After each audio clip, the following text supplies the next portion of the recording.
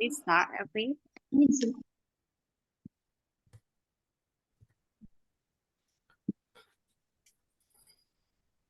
Hello, Every. Yes, wait, Bu. Okay. Assalamualaikum warahmatullahi wabarakatuh. Shalom.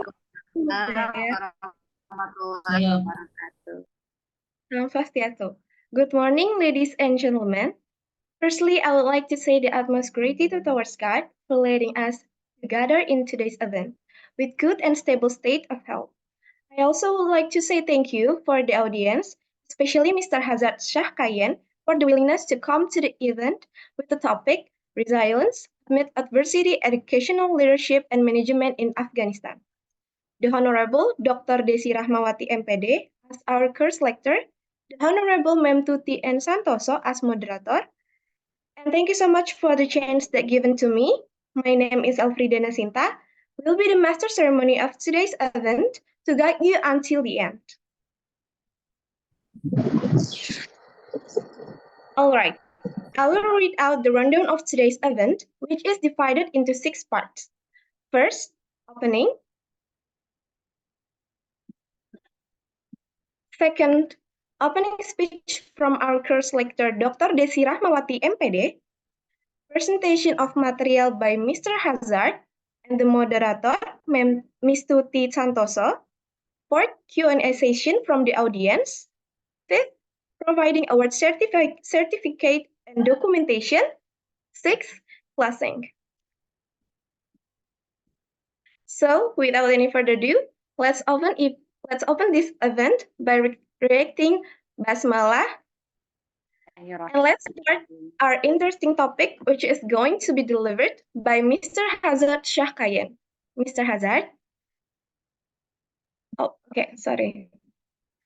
And then let's moving forward to our second rundown, which is opening speech from our course lecturer, Dr. Desi Rahmawati. Dr. Desi, floor is yours. Thank you, Elfridana. Oke, bismillahirrahmanirrahim. Assalamualaikum warahmatullahi wabarakatuh. Assalamualaikum warahmatullahi wabarakatuh. Okay, good morning, Mr. Hazrat, our esteemed speaker today. And also greeting to all of my undergraduate and postgraduate students. In Jakarta is 8 AM. How about in Afghan? It's around 5:30. We just prayed Fajr. Yeah, it's around 5:30, yeah? Yeah. Thank you so much for coming today. Yeah, so it's okay. Today we have the privilege of welcoming a distinguished guest speaker with extensive experience in the field of educational leadership and management, Mr. Hazrat Shah Kayen. Thank you so much. The speaker will address the topic resilience amid adversity, educational leadership and management in Afghanistan context. Education play a crucial role in shaping the future of nation. And this context, courage and resilience in facing challenge become paramount. Our speaker will share experience and insight on how educational leadership and management can be pillar of resilience in the face of adversity. Together, we will explore the challenge of educational leadership and management, especially in Afghanistan. I hope we can gain valuable insight and inspiration to strengthen resilience in the face of adversity. Thank you so much. Wassalamualaikum warahmatullahi wabarakatuh.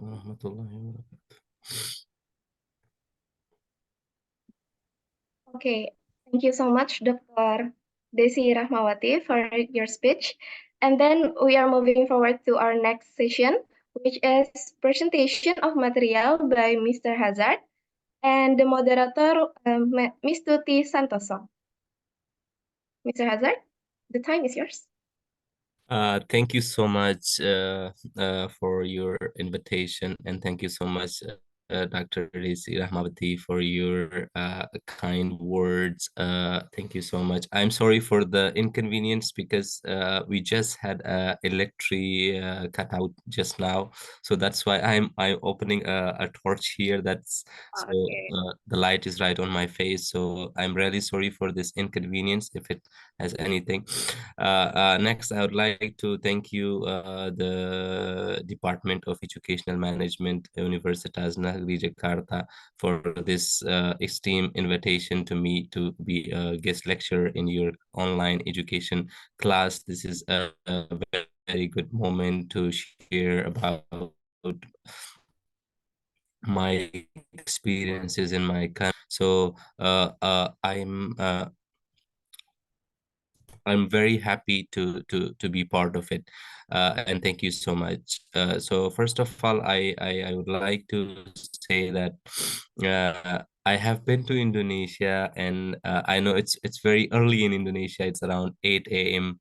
And in my country we have hours and 30 minutes gap with Indonesia. So for all the students, I would like to say a few words in Bahasa Indonesia that I don't have full command on Bahasa Indonesia, but at least I know a bit. So, Assalamualaikum warahmatullahi wabarakatuh. Apa kabar Waalaikumsalam semuanya? warahmatullahi wabarakatuh. Alhamdulillah, kabar baik. Okay. So I will just say nama saya Hazrat Shah Kayen. Saya dari asli Afghanistan. Saya dosen di Universitas Khurasan, Jalalabad, Afghanistan. Okay, so is it okay if I strictly directly go to the presentation? Sure. Yes. Okay. To leading this conversation. After that, I can move to you, perhaps if after Mr. Hazrat's speech on this. Okay, the first for you, Mr. T. Okay, thank you, Mr. Hazrat. Introducing, my name is Tuti Nurhaningsi Santoso, but you just can call me Manuk. Actually, I'm one of the master student of higher education management, and by chance, Dr. Desi is one of our course lecturer as well, and I'm pleased to having you here, and perhaps, yeah, we can open discussions just naturally, yeah, after we discuss many things, especially in this kind of theme about the educational management leadership in Afghanistan. So you can share about the challenges, how the roles, yeah, in Kabul, Afghanistan, institution education management to face the, the era in this era. So we can know in depth about this from you. But before, guys, I would like to tell you about this about this discussion that we will begin and until the end of this. Yeah, I'd like to take a few moments, of course, to explain the rules for today's seminar. One, please make sure, guys, your cell phones are on silent mode, of course, on the switch off, so we don't disturb the speakers and other attendees. And then the second, we encourage you all to participate, of course, in the discussions and ask questions related to the seminar topic during the Q&A sessions at the end of each session. So if you want to ask the speakers, please don't hesitate. If you want to ask, just drop the lines, yeah, on the chat box on the Zoom, or you just can raise your hand by clicking the reactions on the below Zoom. So please make sure, guys, you keep your questions brief and to the point to allow the productive discussions, of course. And as well as we requested our attendees here to refrain from any side conversations during the seminar, as it can be distracting for the other participants. And last but not least, please make sure you guys stay the durations of the seminar, as it will provide a holistic understanding of the topic. Okay, so that without any further ado, let's begin the seminars, and I will open about these discussions related to the theme of resilience amidst adversity, educational leadership and management in Afghanistan. And if we talk about the resilience, guys, perhaps know about the meaning of psychological of this, yeah.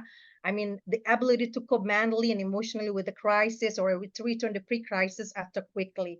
So the leadership, of course, that something that essential, and especially to enhance our ability to face the challenges in this kind of era. So here, again, with Mr. Hazrat, yeah, will share about his thoughts, experience, and of course, with the guidance of Dr. Desi, if she has another insightful about this kind of topic. So without any further ado, please, the time is yours, Mr. Hazrat. Thank you so much.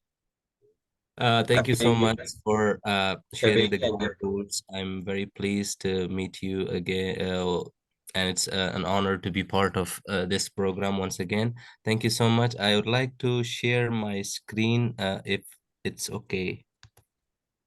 Ini di sana jam berapa ya?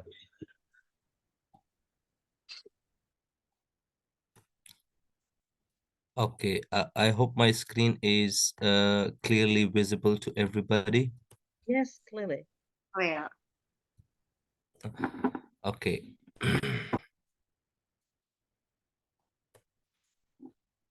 So first of all, as you know that we are here to talk about educational management and leadership, which is a very broad area of discussion. But as we can see, that resilience and adversity are two different terms that are completely the opposite of each other, and sometimes they come onto the surface when the conditions are very different. Similarly, the conditions in my country. So resilience here in Afghanistan context, let me explain this before we dive into the discussion.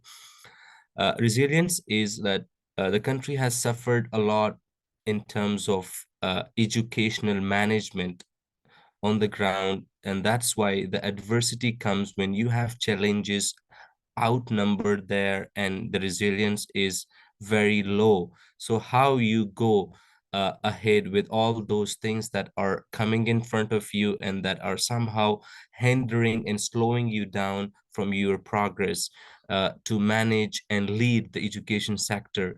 And that's quite a very difficult challenge for the leaders of education in my country. So that's how today I would like to shed some light on the issues that my country face and how educational management and leadership is going there. So first of all, let's see something about my country. And as you might have heard, Afghanistan is a country that is a landlocked. It doesn't have any sea border connecting it with sea or ocean in any area around the world. So it's completely a landlocked with countries that you can see in the slide that are bordering with Pakistan, Turkmenistan, Uzbekistan, and slightly with China as well. Uh, so the capital is Kabul, as you have Nasi Kabuli. That let me remind you that it's very popular in Indonesia as well. So that's the capital city. The picture you can see, that's one of the statue of Buddha in Bamiyan, which is the largest statue of Buddha in the world that was destroyed during the war and conflict sessions in the country. Okay, let's talk about something that's very important today. It's how Afghanistan is and how it's doing. So we have around 40.10 million, around 41 million population in the country. And according to a new survey, most of the population is young. And we have 14.27 billion GDP, but currently the rate of unemployment is high, and the due to the new recent developments that you might have heard about, the Taliban takeover of the country, the collapse of republic government in the country has led to some of the international reserves of the country being frozen by international and World Bank. So unemployment is one issue, and aside from that, if we can look at the literacy rate for youth, it's only 55.93%, which is hopefully we can do something better about it, but it's not in as a someone who is involved in education doesn't see 55% as a good record or rate for the country, but still we have made good progress in this term. So Afghanistan has a very different education system. If we see it with Indonesia, Indonesia is having a dual education system, one from the Ministry of Education and Culture and Research and Technology, and the other one is the Ministry of Religious Affairs, controlling the religious education system or Islamic education system in Indonesia. But in Afghanistan, we have a different educational system, which is Ministry of Education on one side, and on the other side, Ministry of Higher Education.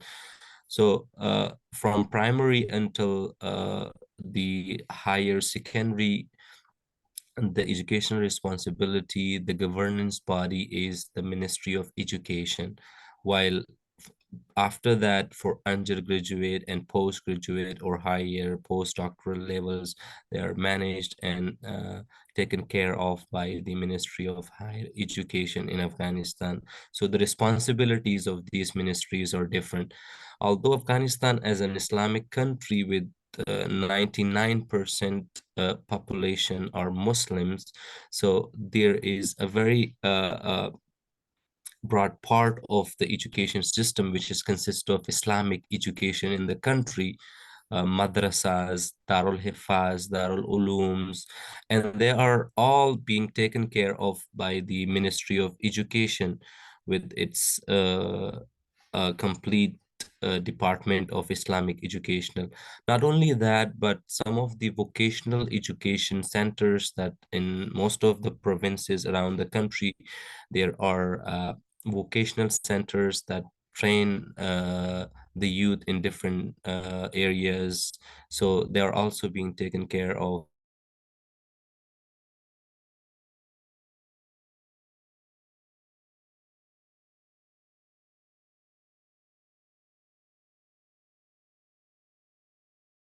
postgraduate and all the affairs related to these areas in the country, and those who are pursuing it from outside and coming back to the country. So everything is that is from undergraduate to higher level, it's the responsibility of higher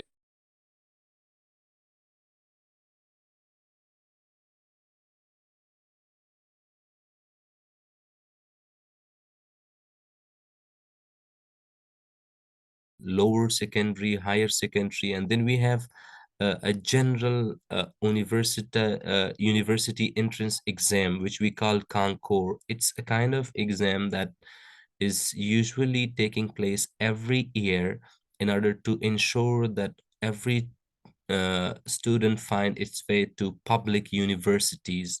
So it's held in every province, and they are going to pass the exam, and then they are going to select the faculty, the department. They are being given I think 4 to 5 choices of universities and departments that they are going to select from that, and then they are going to uh, give the exam. So this is the division and the classes, the grades that are being divided. But preschool and nursery preparation classes, those are usually optional for parents and for children. So they can go and introduce their children to Islamic studies, literacies, some logic kind of things and stuff, but they are not compulsory. uh, Primary and lower secondary, as per the law of education in Afghanistan, primary and lower secondary education is compulsory. So everybody without being considered of its gender, whether it's a male or female, they should complete at least 9 years of education. So this is compulsory by the law. Uh, but the very challenging thing that I talk about, which is the adversity, or something that we can call that continuous struggle for establishment, for transformation, for innovation, and for integration of best practices into the educational system. So that is the continuous transformation of education system, which never ever felt a say of stabilization in the country. The reason is that there has been like conflicts, and most of these places, as you can see in the picture, most of the schools were turned into to conflict grounds. So these things made somehow the educational struggle and educational management very difficult in the country, and access to education even harder for the children, and especially for female gender to get involved in education. But somehow the education system is still alive and kicking, so it's going very well, and it's still have some issues, but the management and the leadership is running it very smoothly. So let's take a look at the educational enrollment and how education has been going day by day and yearly in Afghanistan. Afghanistan has experienced like lots of ups and downs, as I mentioned earlier, in education, but nearly 6.7 million primary school enrollment in 2019 was recorded by the World Bank. So this was a very good achievement, since a country where educational attainment, educational enrollment, and access to education has been very hard for years because of the ongoing conflicts and issues. This was a very good milestone in education for Afghanistan, that 6.7 million primary school enrollments has been achieved. But still the thing there is that there is a very big gap between teacher and student. If we go for the ratio, it's 49/1. So the ratio is still very big. And we also achieved 39% female enrollment, which was a very good achievement if we look at the decades and war in the country, and as well as if we look at the past 20 years, we haven't have anything like 39% female enrollment in Afghanistan. So this was a very good achievement as well. Now let's go for the how this system of management works here in Afghanistan.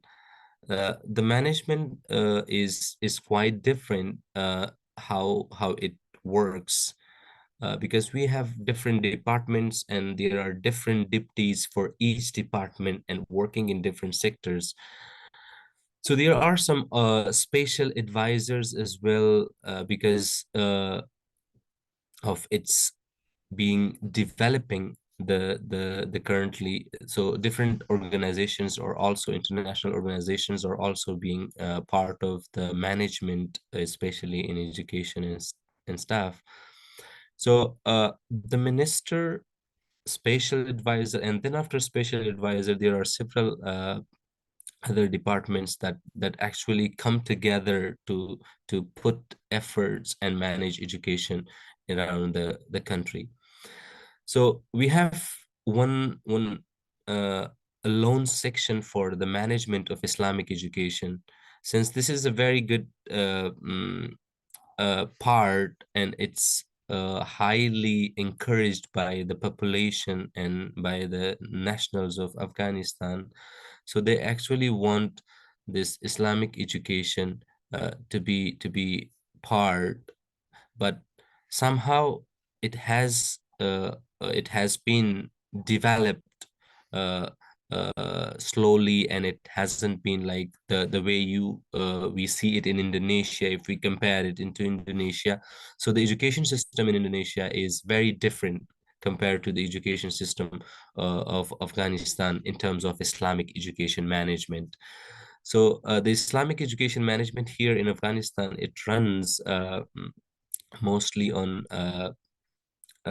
controlling the madrasa, Darul Hifaz, or something that is mostly working on memorization of the Holy Quran and other stuff. And similarly, there are Darul Ulooms. Darul Ulooms are usually, they were mostly called like schools, but they were like the houses of science and modern sciences at that time. So still there are some remaining in Afghanistan, and they are currently being taken care by the Islamic education management. So as madrasas are nowadays very popular here in Afghanistan, so the management of this is very important. So they only have this management team in Kabul, but they also have some provincial educational directorates to look after the management of education around the provinces. And in that department, there is one special section given to Islamic education management. And from there, they oversee and manage every affair related to Islamic education in the country, especially madrasa, because this is how the public education system works.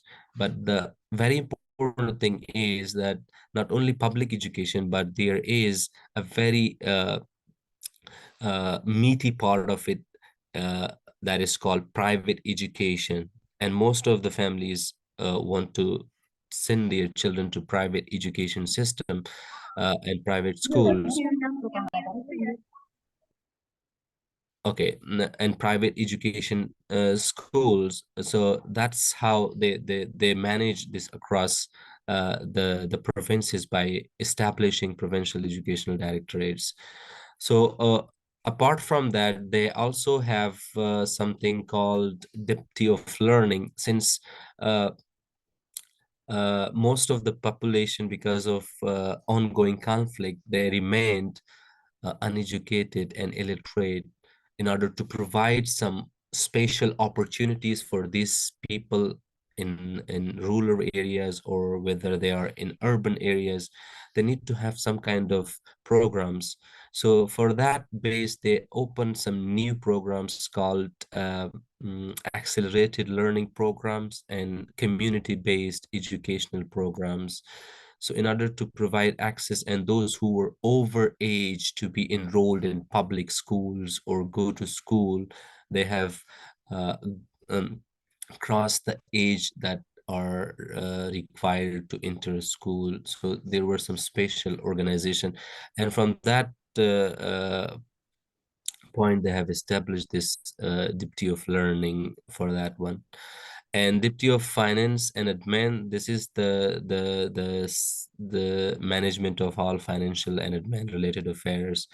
But the other part, which is very important, that's how I want to connect it here, is the curriculum development and teacher training. This is a very important thing because since curriculum development is very crucial, and as well as teacher training, which also involves how principals on school levels in public education system are being trained and are being developed professionally. So this part is mainly connected with how the curriculum should be. Since we have three different levels, from the primary, lower secondary, and then higher secondary. So all from first grade until sixth grade, we have this primary schools, and from sixth grade until 9, we have this lower secondary, and then from 9 until 12, we have this higher secondary, which we call Lesa or Maktabi Lesa. They have their own curriculum, and they are being revised, I think, every 5 years. But now there has been some certain changes as the regime change and the Taliban came into position, and took control of the country. So now there are more Islamic subjects being brought into the curriculum, and there has been some changes in terms of the previous, like some subjects like related to country, nationalism and stuff has been taken out from the curriculum, and some new stuff regarding Islam has been put, which is a good thing for the future. And Deputy of General Education, this is another section, another directorate inside the ministry which take control of all other education stuff which is not related to either vocational or Islamic education. So general education is related to all sciences, all languages and other stuff that are not either Islamic or vocational. So the thing is that education system in Afghanistan is highly centralized compared to Indonesia. You have a system which is decentralized education system, but in Afghanistan it's highly centralized, and there is low innovation and creation, integration of best practices on lower levels, such as principals and local educational directors. As we are talking about the management, so how it works for the ministry to prepare teachers and principals, since they are going to be those who are responsible, who are going to be responsible for the schools and manage the public education system. So the Ministry of Education has launched several programs as in the document that they published in 2003. It hasn't been revised, sadly. It's only the first publication is available, and they have launched the teacher training colleges. But recently there has as a new initiative that they are closing down all the teacher training colleges and they're not going to fund these colleges around the country any longer. So the reason is not clear why this has taken by the ministry, but the thing is these teachers training colleges were very effective in not only teaching, not only training teachers, but the principals at the meantime in around the country. But there are other opportunities available for these teachers, school teachers, those are who are part of the public system, and as well as the principals. There is one specific university around the each province, and the faculties are mostly related to educational stuff. Like there is the Faculty of Education, so it takes care of how teachers are being trained and how principals are going to be trained. So those faculties around the countries, they're taking care of to provide principals and teachers. But this is undergraduate program. And the teacher training colleges were mainly available when there were some kind of quality check of teachers, principals. They were sent to the teacher training colleges for development and professional to share their professional knowledges and come together. There are also some programs of postgraduate sending some principals and teacher outside and some to other provinces in order to learn some programs and some professional development as well.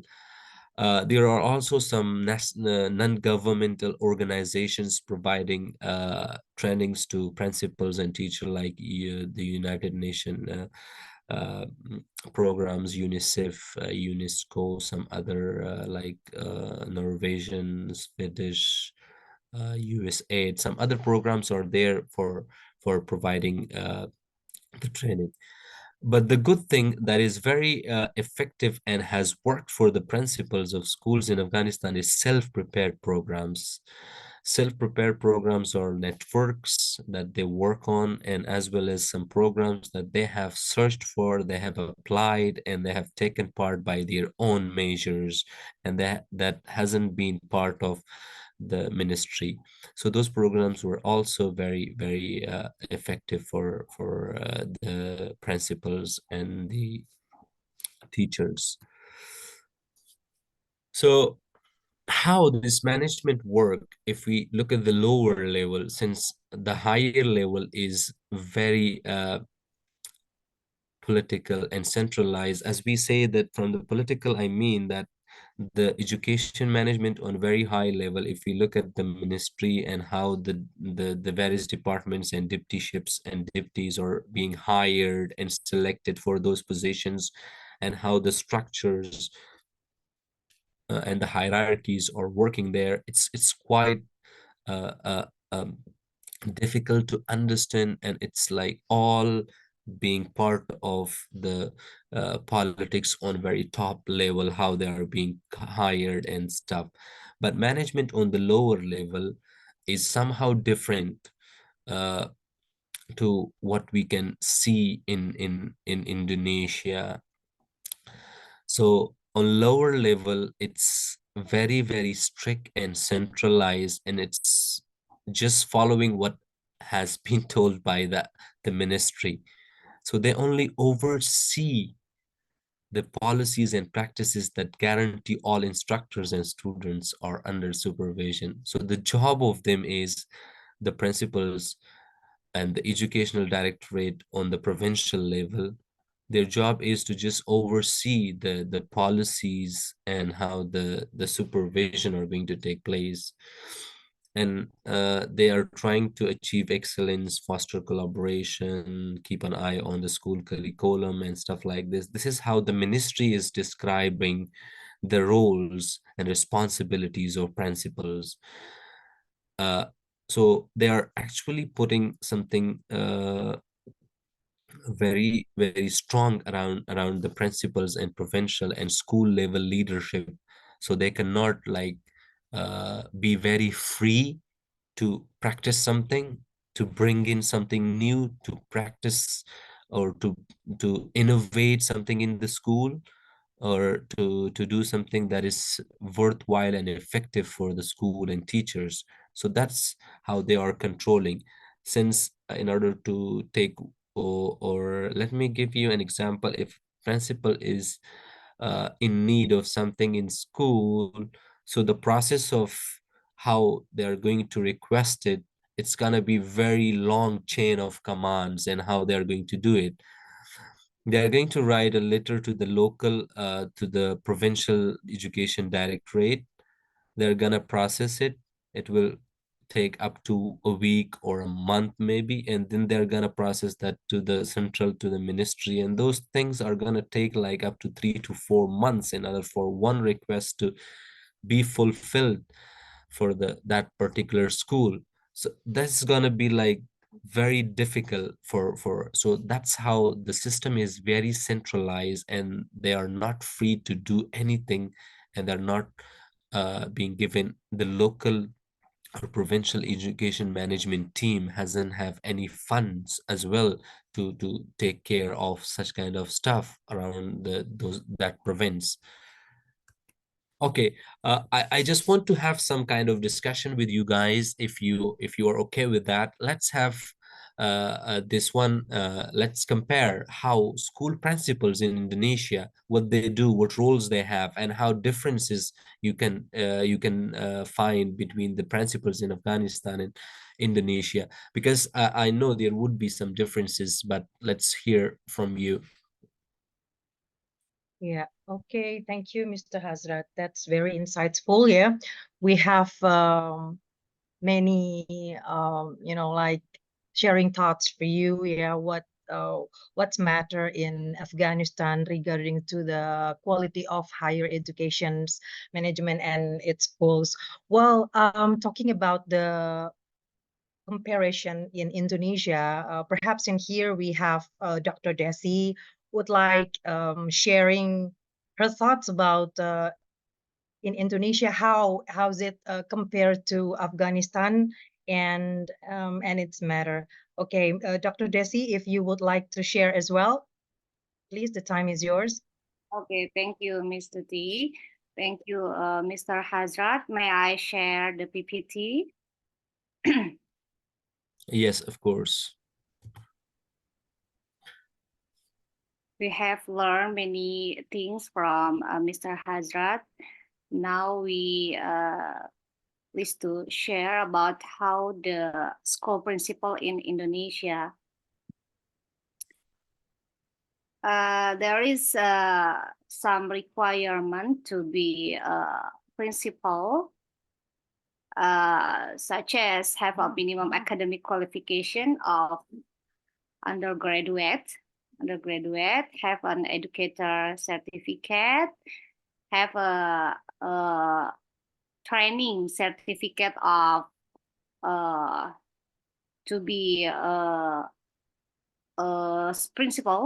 principal, has the lowest rank of junior administrator level 1 or 3B for civil servant, has the lowest position first expert teacher and age less than 56 years.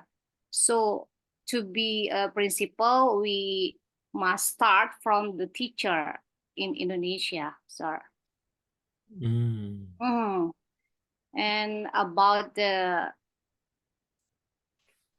structure of organization in our Ministry of Education, Culture, Research, and Technology, we have some directorates about the educational functions, such as Directorate General of Teacher and Education Personnel, Directorate of Early Childhood Education, Primary and Secondary, Directorate of Vocational, Directorate of Higher Education, Research and Technology, and Directorate of Culture.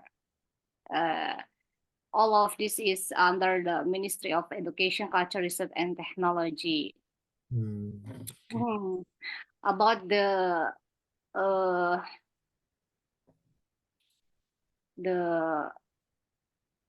education. Nah, this is the education system in Indonesia. We have two ministry. Yeah. Yeah, under the Ministry of Education and under the Ministry of Religion. Yeah, we have 6 years for primary school, 3 years for junior secondary school, 3 years for secondary and vocational, higher and vocational secondary school and vocational school. 3 or 4 years for bachelor degree, 2 years for master degree, and 4 years for doctoral degree. In the Ministry of Religion, we have Islamic primary madrasah ibtidaiyah. It's 6 years too. For the time, it's same with the public or private schools, sir. Yeah. Okay. Maybe there is some information about the education system in Indonesia and how to recruit the principal in Indonesia. Yeah. Thank you. Thank you so much. This was very, very good.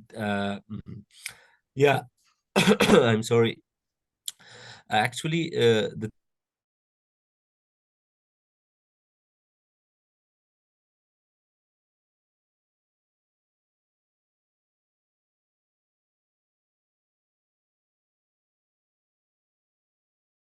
managed by two different ministries, Ministry of Religious Affairs and Ministry of Education, Research and Technology.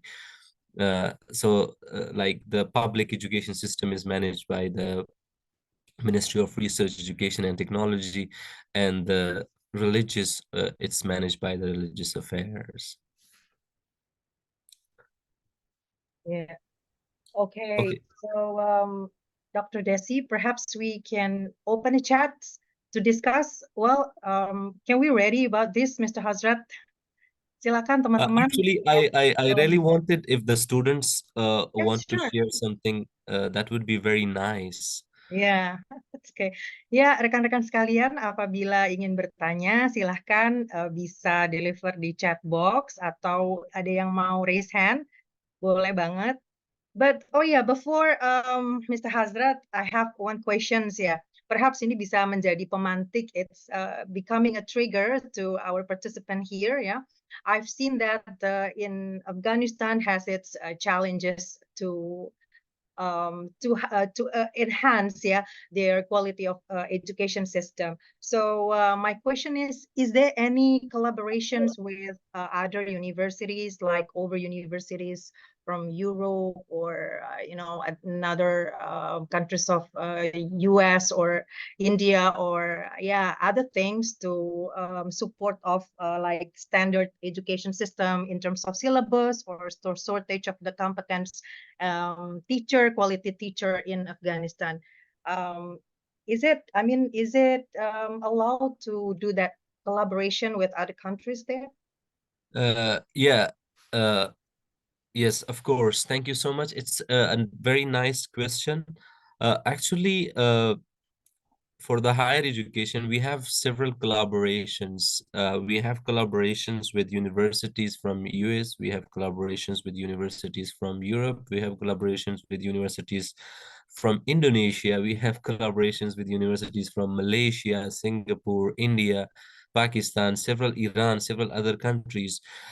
Actually, for the development of higher education, there has been one program recently opened by the United Nations Development Program, HEDP, something like that, if I remember. Uh, they call it like Higher Education Development Program, which actually bring in best practices from all these universities, and teachers and lecturers were sent abroad to practice how, and it was actually mainly focusing on the process of quality assurance and accreditation, like how universities should assure the quality and how. So there are like some collaborations and programs being put forward by international universities and universities around Afghanistan. While for the education, yeah, of course, for education, we actually have this system, this system of education management, which somehow is quite different to what we see around the world, but as it is part and parcel of our country, and that's how our traditions, our culture, it's being rooted in this system. So no matter if the governments changes, if the regime goes, if a complete system of government collapses, the system of education remains the same. Somehow the curriculum changes, the department shifts, but the system is the same, and as it works, like but for now, the only biggest change that we can see is uh, the change in curriculum. Most of the subjects are now being changed into Islamic subjects. And the reason is, since the country is being controlled by the Taliban, as you might know now, that they have taken control of this in August 2021. So it has been more than 2 years they are taking control. So the system is like mostly Islamic now, and previously it was Islamic as well, but they are now taking out some subjects that they think that are not good for those who are learning it in the primary level or in other levels. So they are just changing the curriculum and focusing more on issues and stuff and books related to Islam, related to Quran, related to Tahfiz, related to Tafsir and stuff like that. They're putting it in there. So that's the biggest change. But uh, another issue that remains a critical one is access to education for girls and women is still a big challenge, which has been completely banned by the current regime. That's gonna be a very challenging one for the girls and women, which is very, very heartbreaking. But let's hope for something better in the future, inshallah. Okay, if there is no more question, we can have questions sure. later. We can Oh, continue. yeah. Okay, thank you, Mr. Hazrat. Well, we have actually here one question that be asked from Ibu Sinto. Perhaps Ms. Sinto can directly ask to Mr. Hazrat. Yes, please. Ya, thank you Mbak Menu, Ibu Tuti. Assalamualaikum, Dr. Hazard or Professor Hazard. I'm sorry. No. Just Hazrat. Yeah, okay. Allow me to introduce myself. My name is Sinto. I'm graduate student specializing in higher education management. Therefore, I will focus on asking a question related to leadership and management in higher education, of course. Earlier, you mentioned that the government, as the highest authority through the Minister of Higher Education, centralize everything is. So I would like to know how the government prepares the quality of higher education in your country. Are there regulations that serve as guidelines? And then similarly, how do the leaders, maybe in here is rector, I don't know where in your country,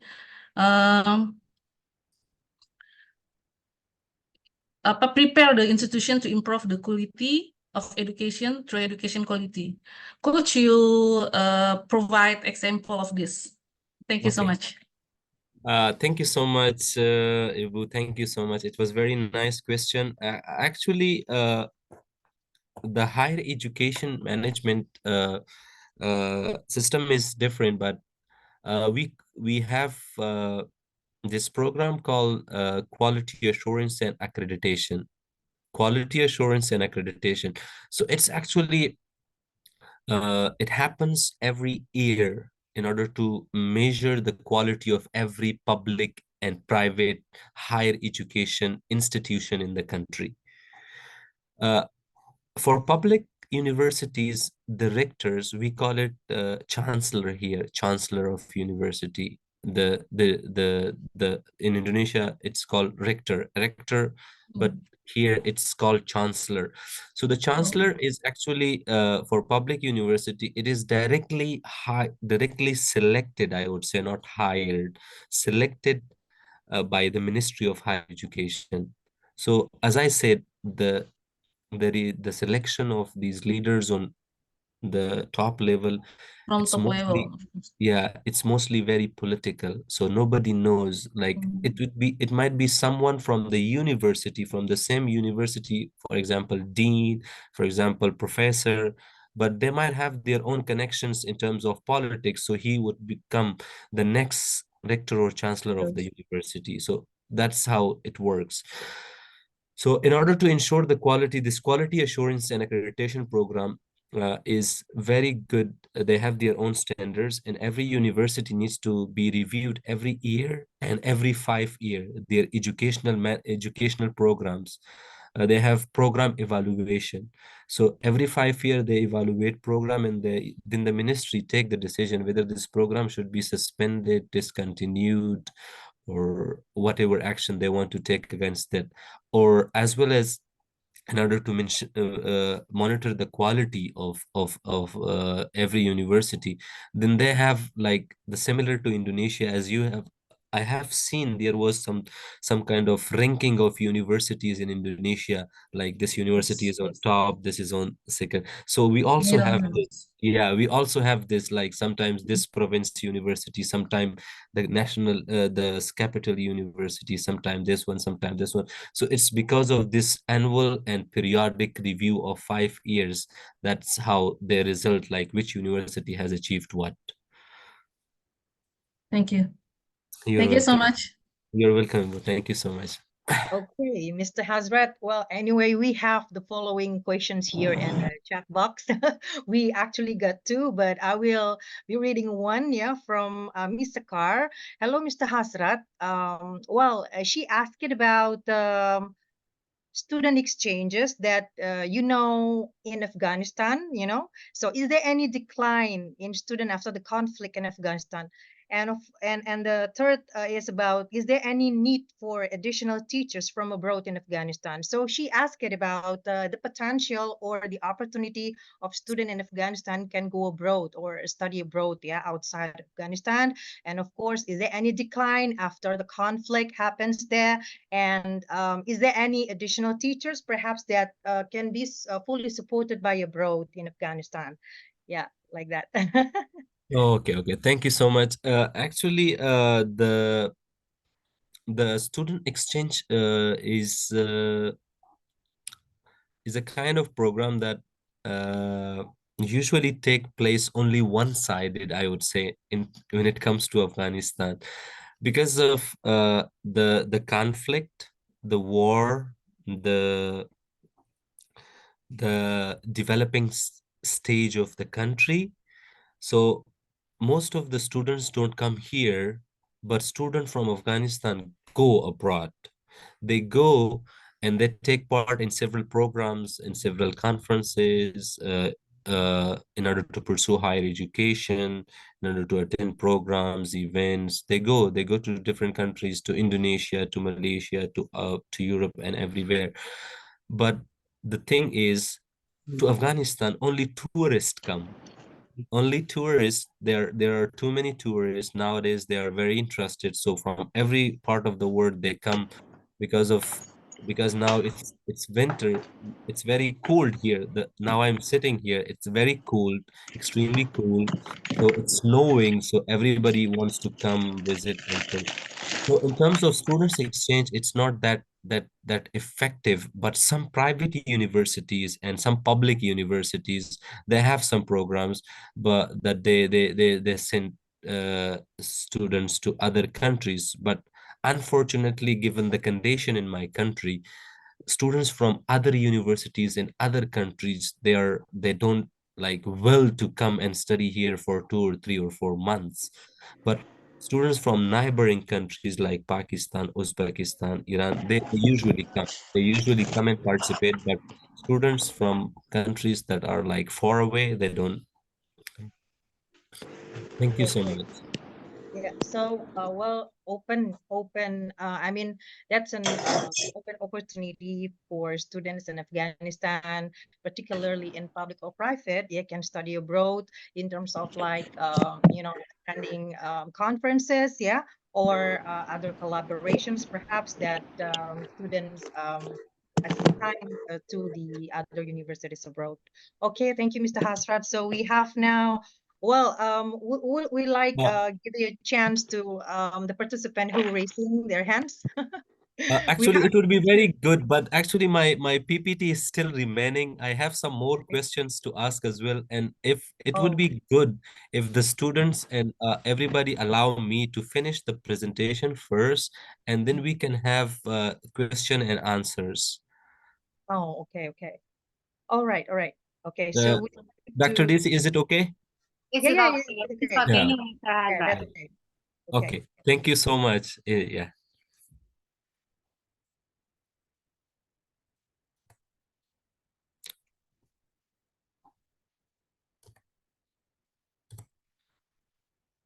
Okay. So. So this was the question, that what about roles of school principals in Indonesia, and thank you so much, Dr. Desi and friends, that you have shared good insights about this.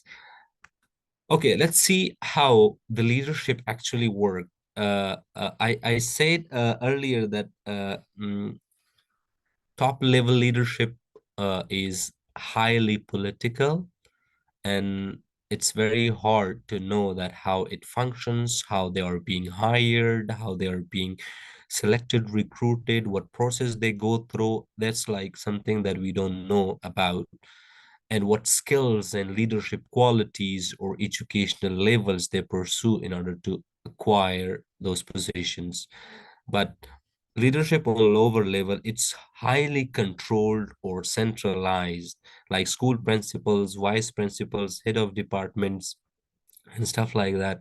In public, inside public education system, it's very controlled or centralized, the center has its hands inside every public school, every provincial education directorate, and they work for those things, and they manage from there. So there is little freedom, little innovation on the lower level. So the top level education management team, those, as you can see this picture, these were like the former deputies and minister of education in Afghanistan during the period of Islamic Republic of Afghanistan before the Taliban take control of the country. So actually this was the team. These five, actually they were the heads of educational management in Afghanistan. So from top level, this was like very, we didn't know, they were all from different political parties, from different what do we say, from different backgrounds, and how they were brought in to manage the education system, it was unknown. So the lower level leadership role was only to obey, follow, implement, and oversee. I'm using these words because this is how they have been described in Afghanistan, that they only need to follow, obeys, and as well as implements and oversee education in Afghanistan, with little or no freedom to do its to practice their own leadership style, to practice their own innovations, creativity, in order to have their own networks, manage stuff. Like in Indonesia, that schools, principals usually have this kind of abilities and stuff, that they could like organize and bring in things from their own, because they have been given some freedom from the central organizing authority. So as Dr. Desi say that how school principals are being recruited in Indonesia. Here I also have something on how we hire school principals here in Afghanistan. So the process is very different, and how it works.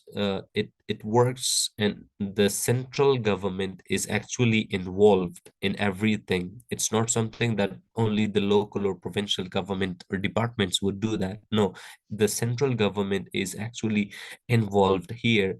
So the ministry and its provincial directorate are in touch with each other, and they decide who are going to be the next principals, or who is going to be the principal of which school or something. So the requirement is like a bachelor's or master degree. Teaching experience is must, and there is a qualification exam in Afghanistan, and have leadership qualities. This is how the criteria is. So there would be like there is opening that let's suppose 5 principals are required for 5 schools in this province. So there would be like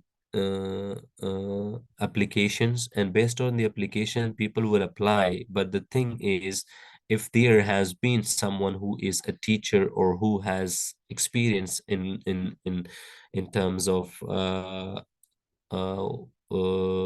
leadership or school management, so they would be given preferences. But the thing is, someone who is very fresh, or someone who has like, either they have education in leadership, either they have something that stand them out.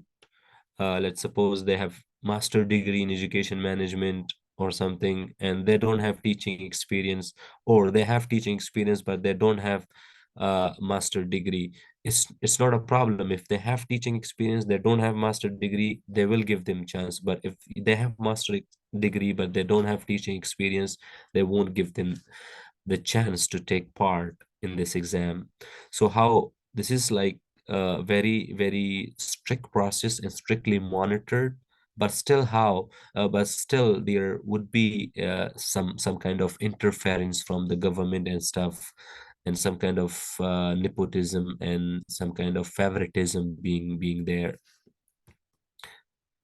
Okay, how can one become a principal in Indonesia? And this question was actually answered through Dr. Desi's presentation. Thank you so much. So now let's talk about how on the lower level, the main thing here is that how on the lower level, the school principals, that we say that there would be some resilience and there would be some adversity. So how this leadership on the lower level, how they work and what are their challenges, because the challenges are many, and there are too many problems inside the system of education and every school, if it's public. But some of the common one that a study in 2022 showed that lack of on-job training, little freedom to innovate, lower teacher satisfaction, and lower students' achievement. These four are the very common factors and challenges for each public school principal in Afghanistan. The thing is, mostly I have gone to a school in during my studies. I was doing a research and I wanted to collect some data. So I when I was talking to the teacher, and you will not believe that how the teacher talked to me about the principal. So it was very clear that the teacher is completely not satisfied with the principal. There might be something. So in most of the schools, this happen. The lower level of teacher satisfaction is there. And the second thing is these principals are facing lack of uh, development, update of their skills, development, professional PDC, professional development, professional continuous development, something like that. In Indonesia, for even for public school, for madrasa, for pasantren, for Islamic private schools, you have these programs of professional continuous CPD, I think, continuous professional development, madrasa ibtidaya, these things. I remember in Indonesia, I went to this one madrasa somewhere when were doing a research, and they talk about something this kind of program, continuous professional development. I forgot the name. In Bahasa Indonesia there was a particular name for it. There was a program from the Ministry of Education or Ministry of Religious Affairs, sorry, for the madrasa principals, so they can develop but this is how they are only being given trainings once they are hired. After they are hired, there are no more trainings. That's how. And lower students' achievement. This is very clear. In Afghanistan, mostly now parents prefer private schools over public schools. Why? Because lower students' achievement. If somebody is going to public school because and somebody is going to private school, so the difference would be very clear. So that's why families are somehow diverted and shifted their focus onto private education system compared to public education system. That's a very big unfortunate for the public education system. And next is little freedom to innovate. These are some of the common issues, these four that I mentioned, but there are many more that need to be taken care of in order to bring in now how in in in in the dark they are, like, how this is how these school principals, they build up their self and how they work. uh their leadership style is one of the issue. Like today we talk about, like, there is a variety of leadership styles and how it works, like, but in Afghanistan, mostly there is authoritative leadership or some kind of, like, something that is only the one who is in charge of that authority. It's gonna be working for that. But somehow transformational leadership is also being part of many school principals, and now there are like very few public school principals have this mindset, and they have like this thing to shift or change among different styles or use a particular style. But according to this study, the only two styles that have been found in school principles in Afghanistan is authoritative and transformational. But transformational is very minimal and authoritative is very high. Next, that this change in leadership style is somehow making it easy for the school principals to navigate among the challenges they have. And next, networking, like-minded people, union of school principals, that's how they share, come together, collaborate, and have their best experiences with each other, and how they work to solve problems among the schools. So that's how the principals are working to establish something. And schools and non-NGOs, non-governmental organization collaboration, NGOs, non-governmental organization collaborations, and NGOs, they come together to schools to provide funding, to provide support, to provide necessities, and as well as at some point they also provide principals development programs or trainings for these principals to take part in it. Uh, uh, there is a question I want to hear from yeah, the friends, that how important is networking for school principals, like being in any kind of network, either it's like school principals network, like all the principals have their own network, or some principals, or outside from like other countries, or from other institutions, other like-minded or similar people that have similar ideas with you. So, friends, what do you think? How important is networking for school principals? Anyone?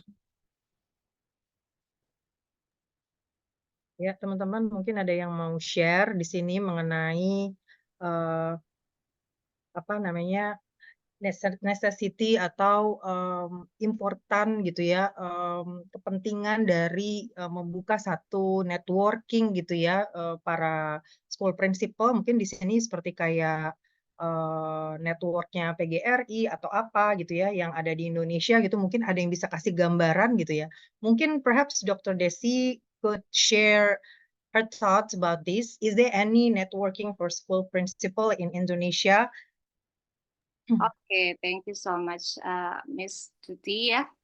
One more about the requirement of principal. I forgot about that. At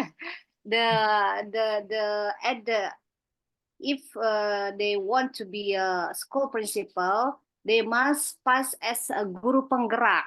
Mr. Hazrat, family is guru penggerak. This is the new curriculum, new curriculum ya in Indonesia.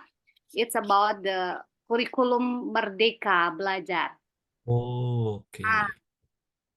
Okay. Merdeka Belajar have the kurikulum Merdeka, program Merdeka Mengajar, Oh. sekolah penggerak. Ya, sekolah penggerak, betul.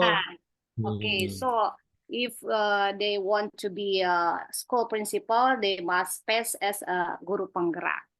Okay, yeah, okay. Okay. Thank you.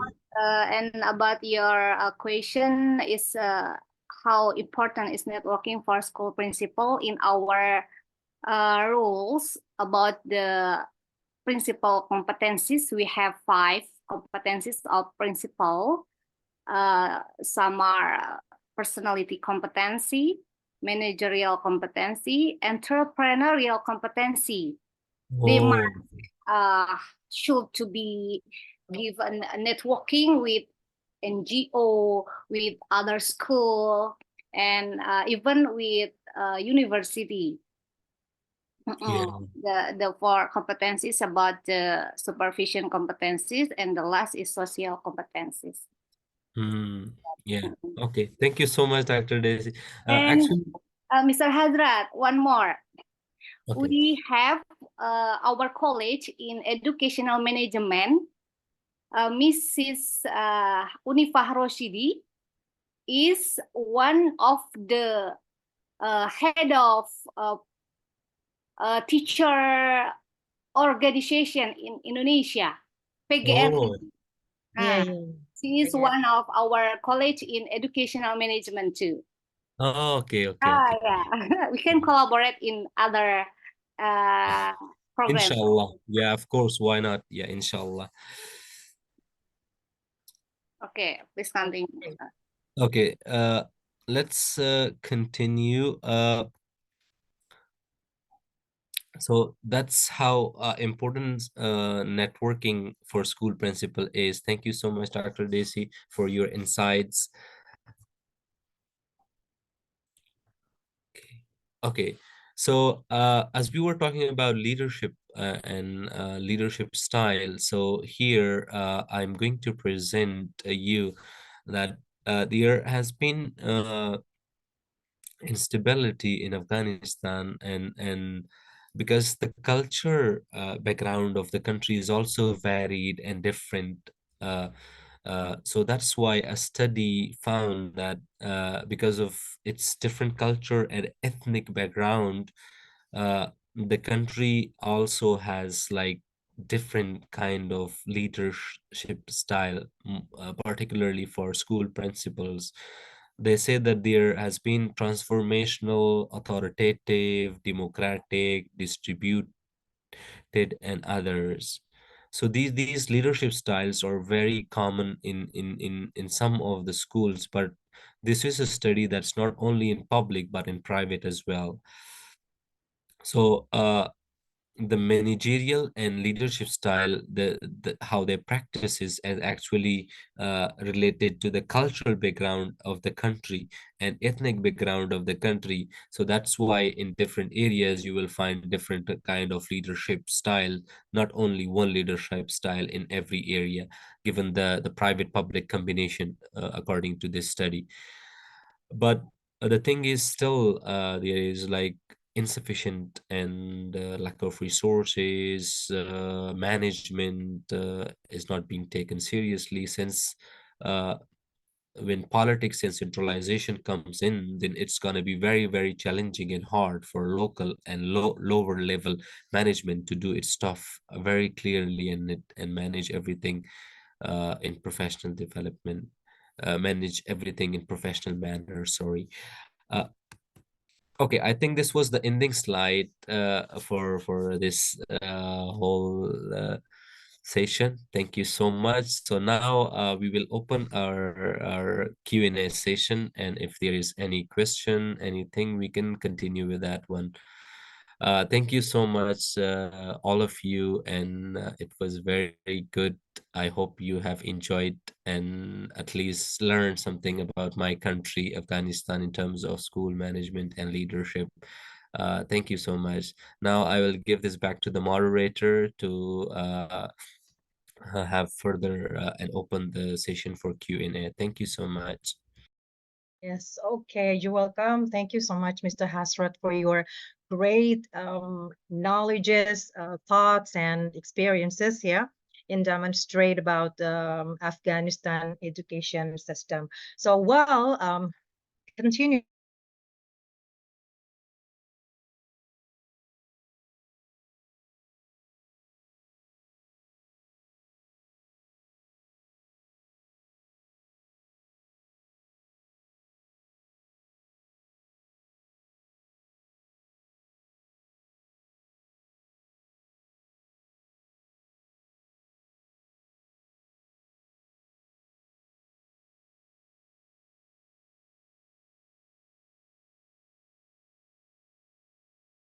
Change of curriculum.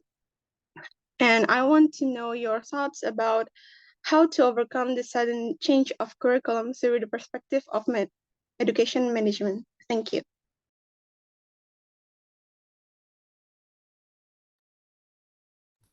Is it okay to answer one by one or collect the Yeah, question? it's okay. Yeah, it's okay. Directly answer. It's okay. Okay, thank you so much. Is it okay if I call you Jinad? Yes, sir. Okay, thank you so much. Actually, this is experienced here in Afghanistan as well, and it's a very good area to be further explored, like how the effects of sudden and in the mid of semester or sometime in the mid of year, a sudden change in curriculum would bring what consequences, whether positive or negative, for the students.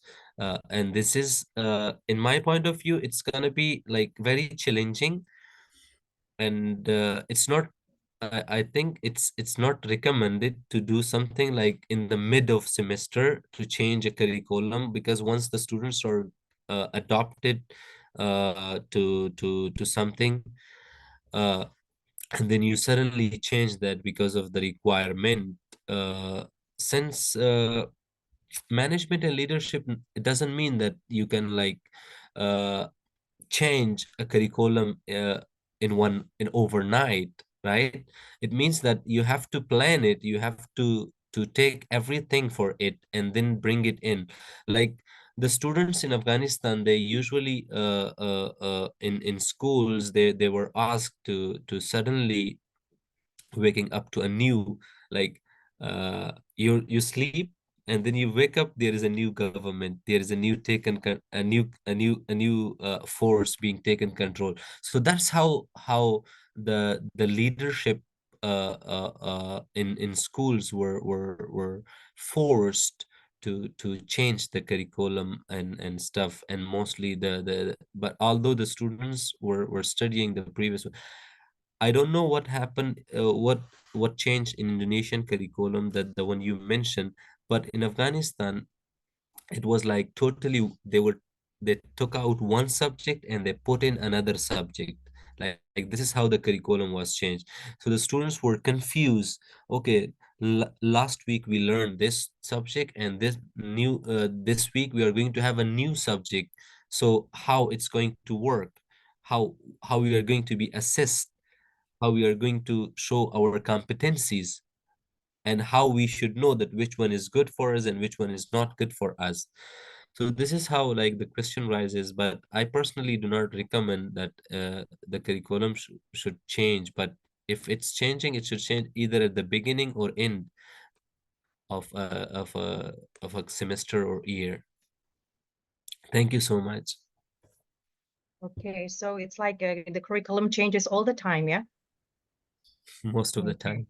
Okay, most of the time. Okay, now we have one again from Aisha. Would like to ask directly to Mr. Hazrat as well. Yes, please, Aisha. Um, Good morning, Mr. Hazrat.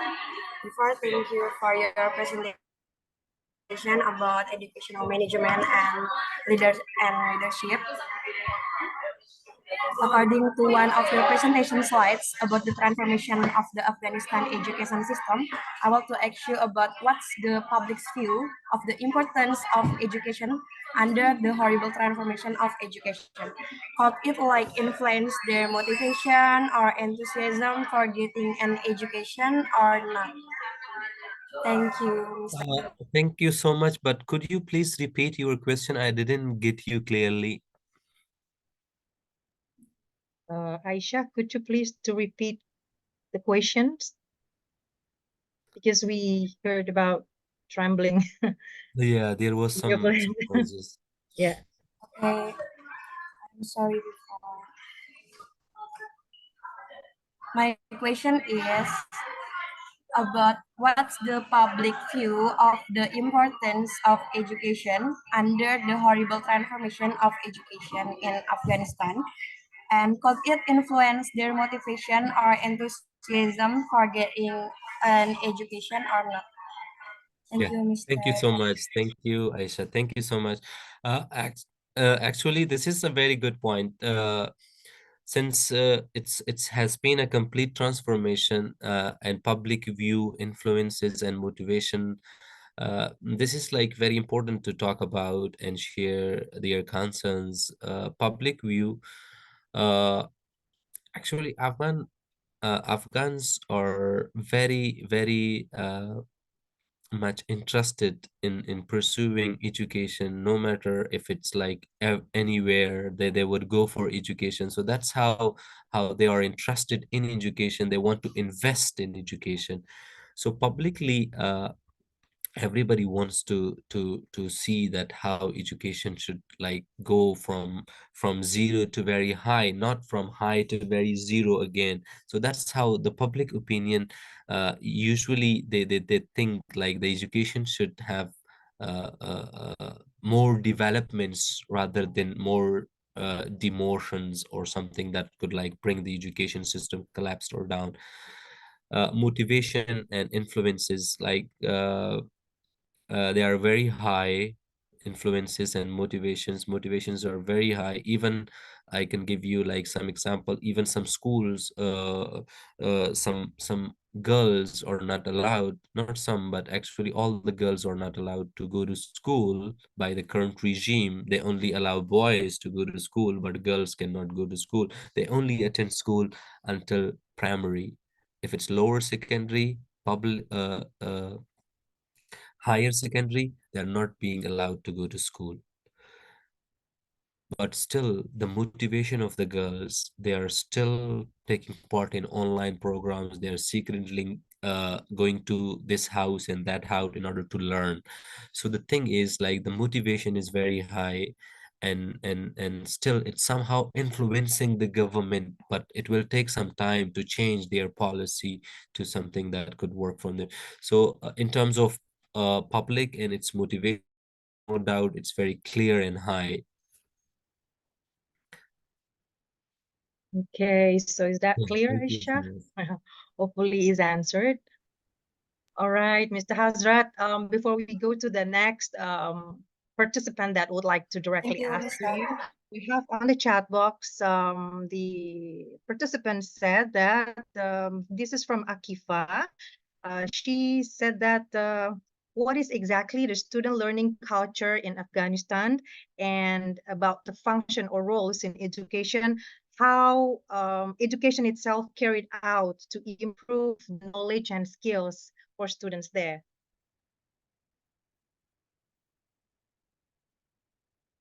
Okay, thank you so much. This is from Akifa, right? Akifa, yes, that's right. Oh yeah. Oh, thank you so much for your question. Actually, the learning culture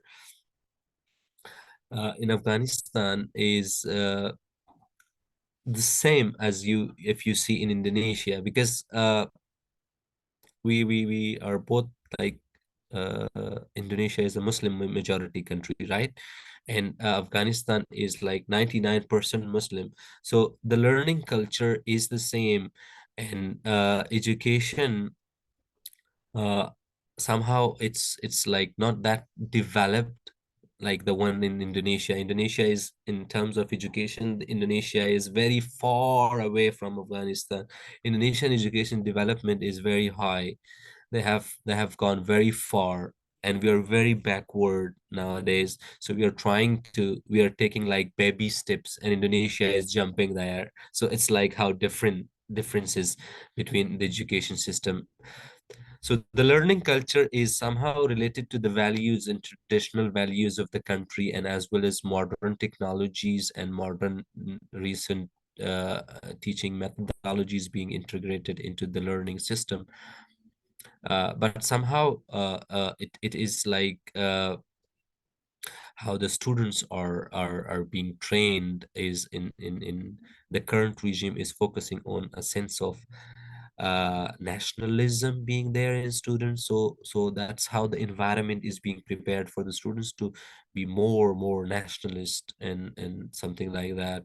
So actually the main focus is there on how students are being prepared to be the leaders, to be the responsible, to be those who are going to take care of everything in the future. So the skills and knowledge they need in order to lead, in order to be those who are in charge of their country. It's totally there, and the spirit of learning and the spirit of teaching is always there.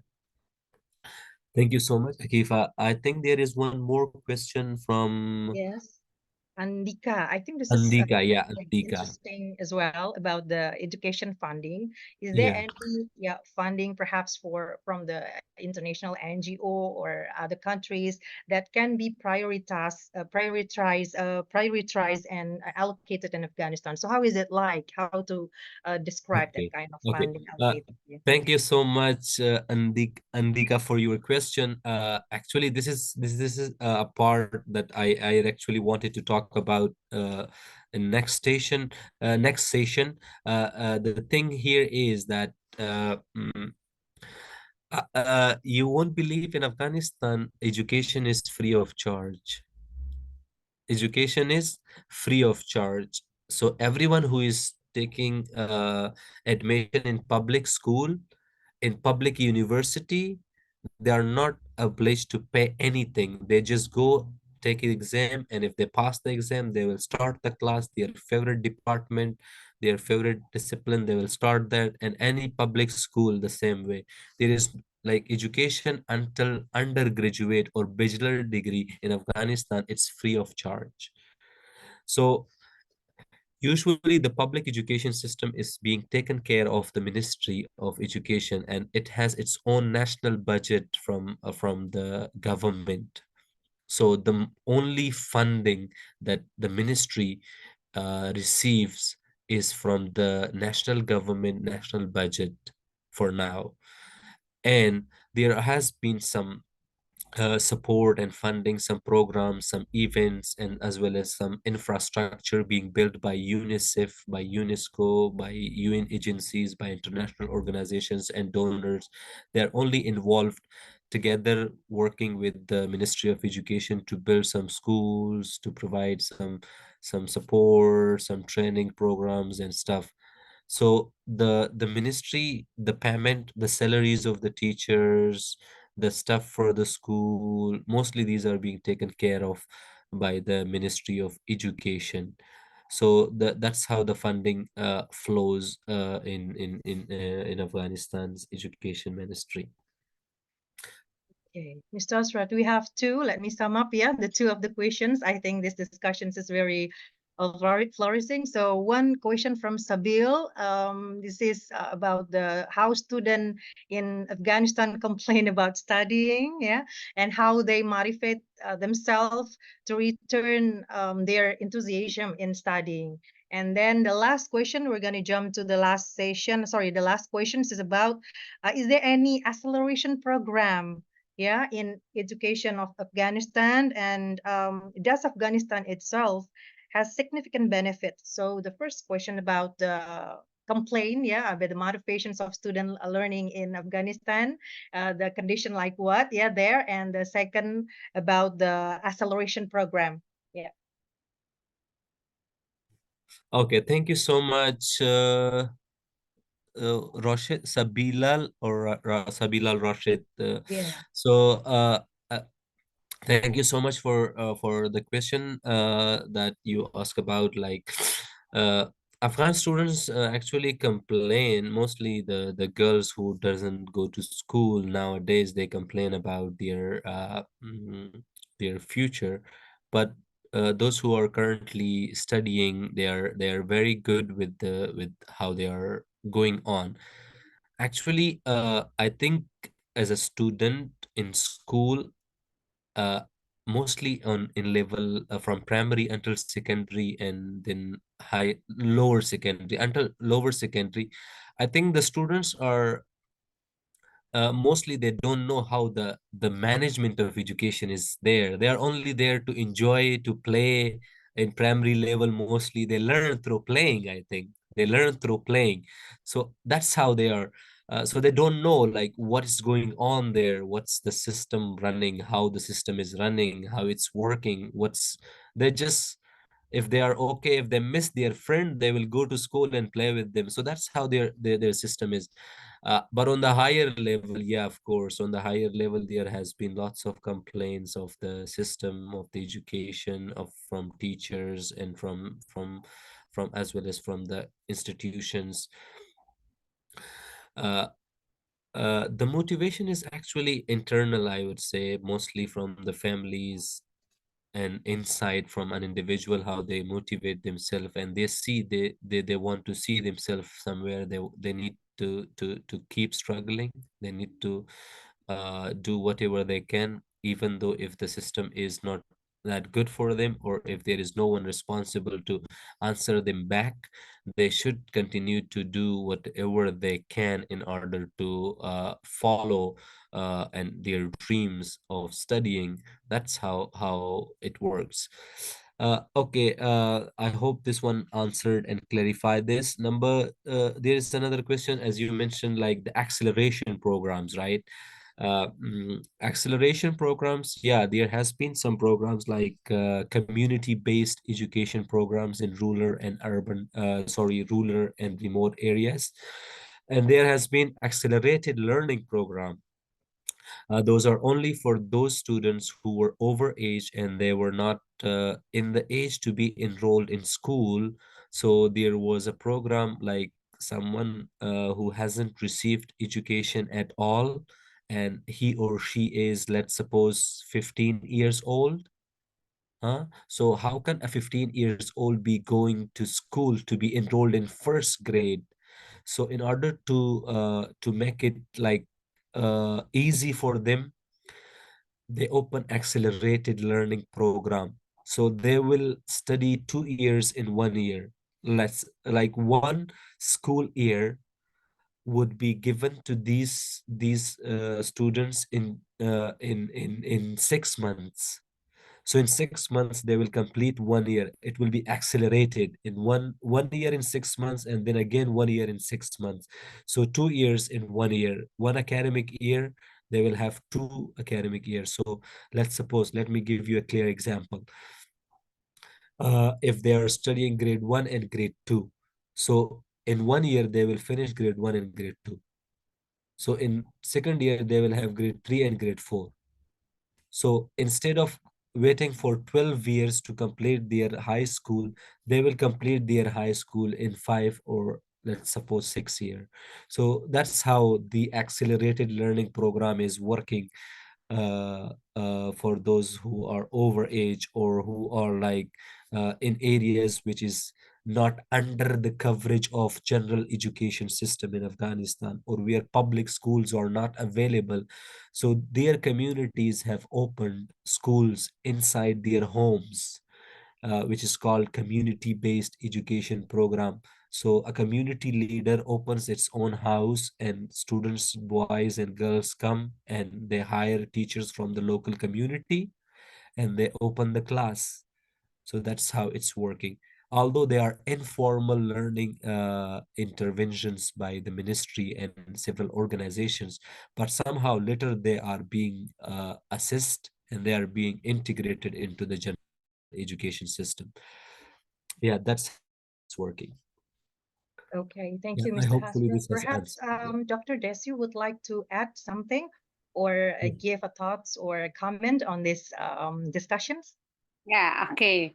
I add more about the acceleration program in Indonesia. We have three in non-formal education. We name it apa? Sekolah rumah ya, homeschooling, Mr. Hazrat. Yeah, homeschooling about that. Okay. I think for today is enough, yeah, Miss Tuti, yeah. Okay, well, participants, is there any questions directly to Mr. Hazrat? Please give Maybe comments. we can continue for the next 2 weeks, Miss. Oh, next week. Okay. Yeah, So, we have one session again. okay. So the time is up, yeah, Yeah. Dr. Desi. Okay, well, the participants, thank you so much. This is very fruitful discussions with Mr. Hazrat, And of course, we have many thoughts, learning experiences in Afghanistan education system. And I hope that in the coming one session again, we can learn in depth about the education system in Afghanistan. And I can sum up about our discussion today is educational leadership is a collaborative process that unites the talents and forces of teachers, students, stakeholders, and also the government. And these efforts or these willingness is to enforce the education impact to the world and its nations. And thank you so much, the participant who also stay tuned here in the discussions. And I can give back to the host to explain about the next stations about this discussion. Thank you so much. Thank you so much, Ms. Tuti. Come on, Elfrida. Okay, thank you so much, Mr. Hazrat and Ms. Tuti. Thank you so much for all of this question, and thank you so much, Mr. Hazrat, for the answer. We are moving forward for our next session, which is giving a certificate and documentation, assisted by Zidni. Zidni, can you please help us?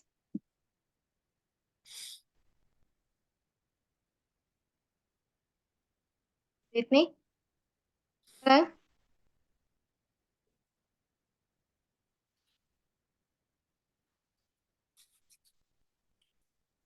Yes, I can.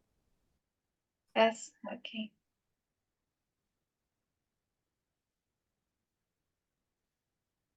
Oke, teman-teman, boleh on cam dulu ya. Oke. Untuk slide pertama. Miss, ini sertifikatnya. Please share the Oh, certificate. sertifikat. Yeah. Oke.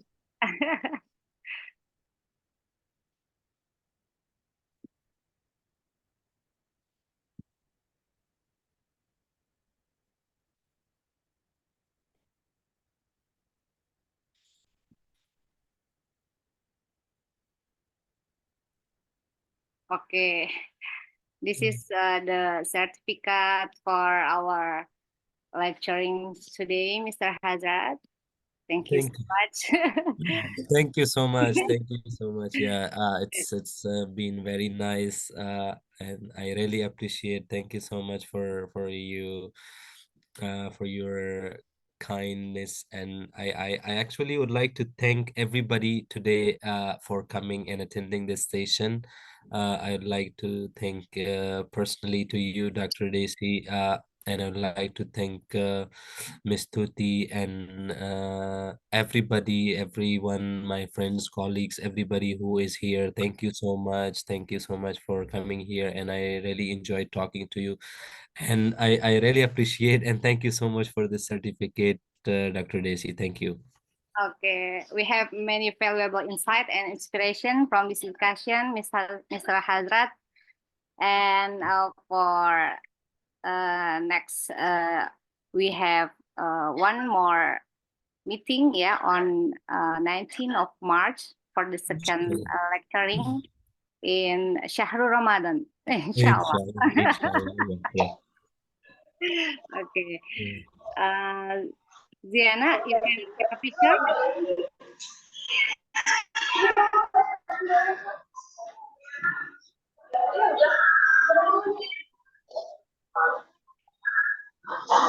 Sydney, take a picture, Sydney.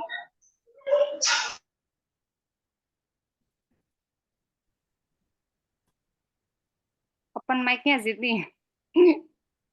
Kasih apa-apa, Sydney.